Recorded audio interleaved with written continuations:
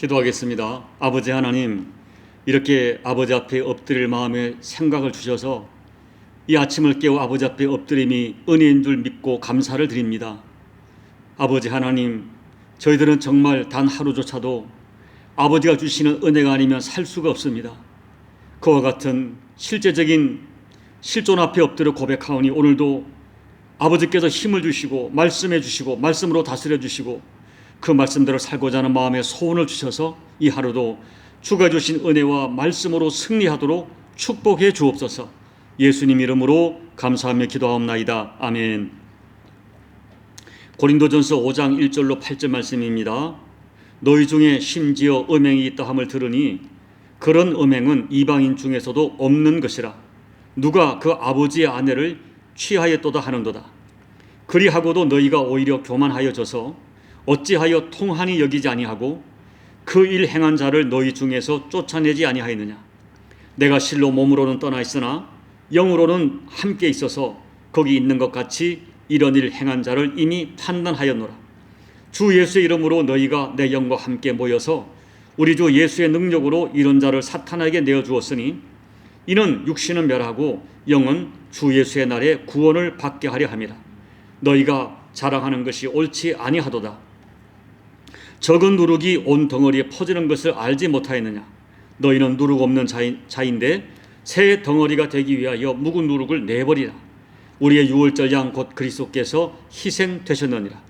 이러므로 우리가 명절을 지키되 묵은 누룩으로도 말고 악하고 악의에 찬 누룩으로도 말고 누룩이 없이 오직 순전함과 진실함의 떡으로 하자. 아멘. 4장까지 고린도 교회의 분쟁 문제를 심도 있게 다루던 바울께서는 5장부터는 삶의 규범 문제를 다루기 시작합니다. 삶의 규범이란 무엇입니까? 고린도 교회는 당시 가장 타락한 도시였던 고린도에 세워진 교회입니다. 그리고 바울이 개척하여 1년 6개를 사역하고 떠난 개척교회입니다. 그래서 교인들이 대부분 아직 신앙이 어린 초신자였기 때문에 삶의 실제적인 문제들에 대해서 어떻게 신앙인으로 살아야 하는지에 대한 이해가 굉장히 부족했습니다. 그래서 고린도 교회에는 여러 가지 문제들이 끊어지지 않고 터져나왔습니다. 그 문제들을 하나하나 자녀를 대하는 아버지의 심정으로 다루고 있는 것입니다. 오늘 고린도전서 5장에서는 고린도 교회 안에 일어난 음행의 문제를 다루고 있습니다. 고린도 교회에서 일어난 음행의 문제가 심각한 것은 적어도 세 가지 이유 때문입니다. 첫째는 죄의 내용이 심각한 것이었습니다.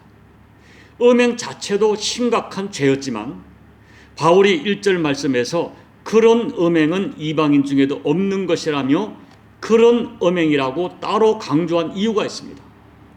다름 아닌 자기 아버지의 아내를 음행한 것입니다. 학자들은 이 아버지의 아내가 아버지의 후처나 첩일 것으로 해석하는데 아버지가 죽고 나자 아버지의 아내라는 사람과 동거하는 것으로 해석합니다. 이런 죄는 성적으로 매우 타락한 고린도의 이방인들에게서도 찾아보기 힘든 죄라고 통렬하게 지적하는 것입니다. 둘째, 범죄자가 전혀 회개하지 않는 것입니다. 회개하기는커녕 현재도 여전히 아버지의 아내와 동거하며 버젓이 교회를 다니고 있다는 것입니다.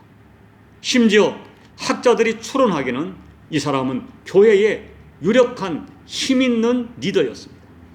셋째, 이 문제가 정말 심각한 것은 그 음행한 자를 처리하는 교회의 태도였습니다.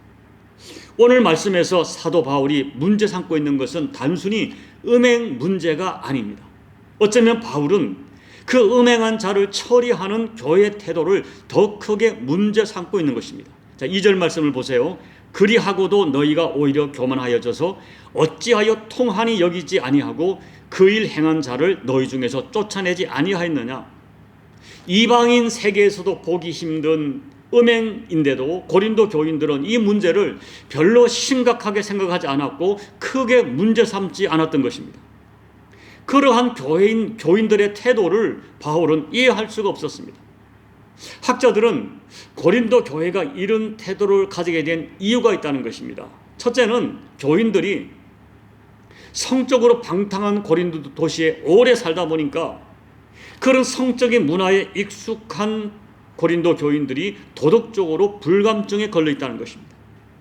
또 어떤 학자에 의하면 이 음행한 사람이 어떤 모습이든 교회 안에서 강한 영향을 가진 사람일 가능성이 높다는 것이죠. 그래서 그 사람을 문제 삼으면 교회가 크게 시끄러워질 수 있기 때문이라고 해석합니다. 그러나 바울은 이 사람을 통렬하게 책망하고 고린도 교인들에게 왜 쫓아내지 아니하였느냐고 크게 책망을 합니다. 그리고 5절 말씀을 보면 바울 자신은 이 사람을 사탄에게 내어주었다고 했습니다. 여기 사탄에게 내주었다는 말은 더 이상 교회의 형제로 인정하지 않겠다는 뜻입니다. 여러분, 우리가 이 말씀을 좀 더 잘 이해하려면 구약을 이해하면 돼요. 옛날 구약 시대에 성막을 중심으로 이스라엘 진영이 거기에 진영이 자리 잡고 있었는데 그 진영에는 하나님의 임재에 계시는 것이고 그 진영 밖은 사탄의 영역으로 생각했습니다. 그래서 중대한 범죄자는 진 밖으로 추방해서 하나님과 이스라엘의 보호에서 끊어지게 했습니다. 이런 것을 바울은 사탄에게 내어주는 것으로 해석한 것입니다. 그렇기 때문에 당시 교회에서 내리는 가장 무서운 벌이 출교였습니다. 그런데 여러분 5절을 보십시오. 이런 자를 사탄에게 내주었으니 이런 육신은 멸하고 영은 주 예수의 날에 구원을 받게 하려 함이라. 범죄자를 교회에서 내쫓는 것이 완전한 추방을 의미하는 것은 아니었습니다. 범죄자를 교회 공동체에서 내쫓는 것은 1차적으로는 공동체가 죄에 오염되는 것을 막는 것이고 그리고 당사자에게는 자신의 죄에 대하여 큰 고통을 느끼게 하는 것입니다. 그렇게 하면 그의 육신과 그의 명예에는 큰 타격을 받고 고통을 받게 되겠지만 결국은 자기 죄에 대하여 깨닫게 되고 그 죄를 회개하고 하나님께로 돌아올 가능성이 있다는 것입니다. 바울이 교회에 요청한 출교에는 그럼에도 불구하고 범죄자의 영혼을 생각하는 마음이 담겨져 있었습니다. 저는 오늘 말씀을 가지고 그렇다면 오늘 교회 안에서 일어나는 이 음행 문제뿐 아니라 하나님의 교회의 헌물, 재물을 탈취하는 행위, 이단에 참여한 행위 등등 여러 가지 죄들에 대하여 우리가 어떤 자세를 취해야 하는가, 교회 안에 일어난 죄에 대하여 우리가 어떤 자세로 이 문제를 해결해야 할지를 말씀드리려고 합니다. 첫째, 어떤 죄든 가볍게 여기지 말고 죄를 통한히 여겨야 합니다. 바울은 2절 말씀에서 어찌하여 통한히 여기지 않느냐라고 책망하고 6절 말씀에서는 적은 누룩이 온 덩어리에 퍼지는 것을 알지 못하였느냐라고 책망합니다. 여기서 통한히 여긴다는 말은 크게 아파하고 마음으로 아파하는 것에 그치는 것이 아니라 행동으로까지 책임을 져야 한다는 의미입니다. 한마디로 죄를 가볍게 여기지 말라는 말씀입니다. 지금 고린도 교인들은 이방인도 가증히 여기는 근친상간에 해당하는 음행을 알고도 침묵할 정도로 영적으로 매우 둔감해져 있습니다. 그런데도 자기들의 지식을 자랑하고 은사를 자랑하면서 파당을 짚고 분쟁할 정도로 영적으로 완전히 망가져 있는 것입니다. 이미 죄의 누룩이 교회 공동체에 퍼져 있는 것입니다. 그래서 바울은 이제라도 단호하게 죄를 처리하라고 요청합니다. 죄를 짓고도 회개하지 않는 사람에 대해서는 단호하게 처리해야 됩니다. 아무리 나와 친한 사람이라 할지라도 죄를 짓고 회개하지 않고 있다면 통한히 여기고 친구를 잃을 각오로 죄를 정리해야 합니다. 두 번째, 죄인을 처리할 때 성경적인 원리를 적용해야 합니다. 오늘 바울께서는 죄를 책망하며 범죄자를 공동체에서 내쫓으라고 단호하게 요구하면서도 범죄자의 영혼을 생각하는 마음을 포기하지 않습니다. 교회는 범죄한 사람을 세상에서 범죄자를 다루듯 하지 말아야 됩니다. 죄에 대해서는 단호하되 그럼에도 불구하고 그 영혼을 생각하는 마음까지 포기해서는 안 됩니다. 바울은 지금 그 사람을 내쫓더라도 그 사람의 영혼이 미래에는 구원될 것을 소원하는 마음을 드러내고 있습니다. 갈라디아서 6장 1절을 보면 바울께서 교회 안의 범죄자들을 어떻게 처리해야 할지를 좀 더 구체적으로 제시하고 있습니다. 제가 읽어드립니다. 형제들아, 사람이 만일 무슨 범죄한 일이 드러나거든 신령한 너희는 온유한 심정으로 그러한 자를 바로잡고 너 자신을 살펴보아 너도 시험을 받을까 두려워하라. 교회 안에서 범죄한 일이 드러나거든 먼저 온유한 심정으로 대하라는 것입니다. 세상에서처럼 죄인 취조하듯 감정적으로 하지 말라는 것입니다.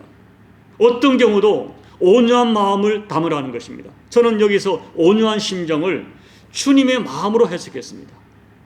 그래서 우리 주님께서는 교회 안에 범죄한 사람이 일어났을 때 그 범죄한 사람들을 어떻게 처리하기를 원하시는지 성경을 찾아보았습니다.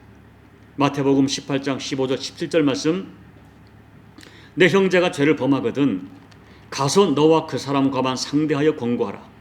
만일 들으면 내가 내 형제를 얻는 것이요 만일 듣지 않거든 한두 사람을 데리고 가서 두세 증인의 입으로 말마다 확정하게 하라. 만일 그들의 말도 듣지 않거든 교회 말하고 교회 말도 듣지 않거든 이방과 세리와 같이 여기라. 여러분, 예수님의 말씀은 분명합니다. 형제가 죄를 범하거든 첫째, 제발 여기저기 소리 내지 말고 그 사람을 찾아가서 조용히 그 사람만 상대하여 권면하라는 것입니다. 그래서 그 권면을 듣고 회개하고 돌이키면 형제를 얻는 것이니 용서하고 사랑으로 감싸라는 것입니다.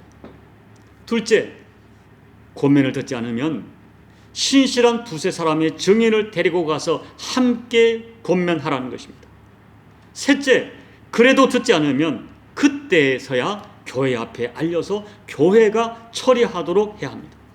넷째, 교회의 권면도 듣지 않으면 그때서야 이방인처럼 여기고 단호하게 정리하라는 것입니다. 저는 우리 주님의 이 말씀이 처방이 가장 정확한 성경적인 처방이요 신앙적인 해답이라고 믿습니다. 그러므로 여러분들도 이러한 주님의 말씀의 원리를 가지고 교회 안에 죄를 범한 사람에게 적용해야 합니다. 그러나 중요한 것은 어떤 경우도 이 모든 과정 속에 온유한 심정을 잃어버리지 말아야 됩니다. 죄는 정리하되 죄는 단호하게 처리하되 그 사람의 영혼만큼은 어찌하든지 살려야 한다는 마음을 담아야 됩니다. 그것이 오늘 고린도전서 5장 5절에 나타난 바울의 마음이었습니다. 이제 오늘 말씀을 7절 말씀으로 정리하려고 합니다. 교회 안에 음행한 사람들을 단호하게 처리할 걸 요구하면서 바울은 갑자기 유월절 어린 양을 말씀합니다. 이 유월절은 이스라엘 백성들이 애굽에서 구원받은 날을 기념하는 절기입니다. 그때 이들은 1년에 한 번씩 자기들을 구원하신 하나님의 은혜를 기억하고 감사하면서 온 집안을 다 뒤져서 묵은 누룩을 찾아 없애는 것입니다. 이것은 나도 모르게 우리도 모르게 어느 사이에 우리 삶에 은근슬쩍 스며든 세속적인 모든 것들을 정리하고 하나님 앞에 새로운 다짐으로 살자는 상징적 행위였습니다. 이것을 매년 반복하는 것입니다. 오늘 바울은 고린도 교인들에게 그런 의미에서 영적인 유월절을 지키자고 제안하는 것입니다. 그리고 우리를 살리시려고 희생하신 유월절 어린 양 대신 예수님의 은혜와 사랑을 잊지 말자는 것입니다. 그리고 우리가 언제든지 세상 누룩에 오염될 수 있는 연약한 존재임을 잊지 말라는 것입니다. 그렇기 때문에 자주 유월절 어린 양 앞에 서야 합니다. 우리 자신도 모르는 사이에 우리에게 접근해 있고 우리에게 침투해 있는 세상 누룩을 던져버리고 끊어버리고 주님 앞에 순절함과 진실함으로 서야 합니다. 그리고 여러분, 이 세상이 부패하고 더러워지는 것은 우리 힘으로 다 막아낼 수 없지만 적어도 교회 공동체 안에 세상의 죄가 들어와서 오염시킨 이것만큼은 단호하게 막아야 합니다. 이런 결단으로 우리 자신과 교회 공동체를 하나님 앞에서 아름답게 지켜가시는 우리 모두가 되시기를 예수님 이름으로 축복합니다. 아멘. 우리 찬송가 263장을 찬양하겠습니다. 이 세상 험하고 나 비록 약하나 늘 기도 힘쓰면 큰 권능 얻겠네. 주의 은혜로 대속 받아서 피와 같이 붉은 죄는 같이 이겠네. 주님의 권능은 한없이 크오니 돌 같은 내 마음 건너겨 주소서.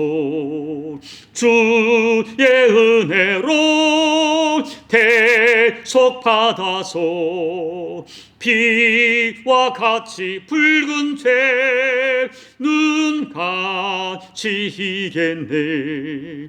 내 마음이 약하여 늘 넘어지오니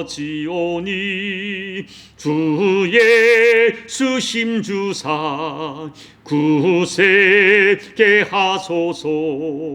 주의 은혜로 대속 받아서 피와 같이 붉은 죄는 같이 이겠네.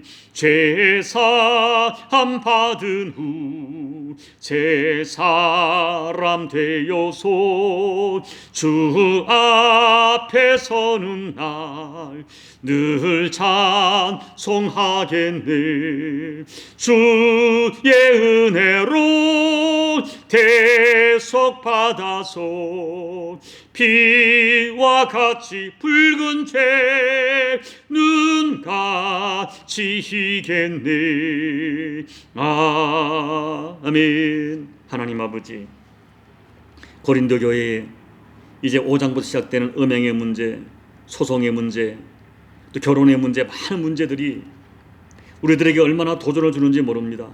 아버지 하나님, 2000년 전의 사건인데 지금 우리 가운데 계속 반복되는 사건임을 부인할 수 없기 때문에 두렵고 떨리는 마음으로 주님 앞에 섭니다.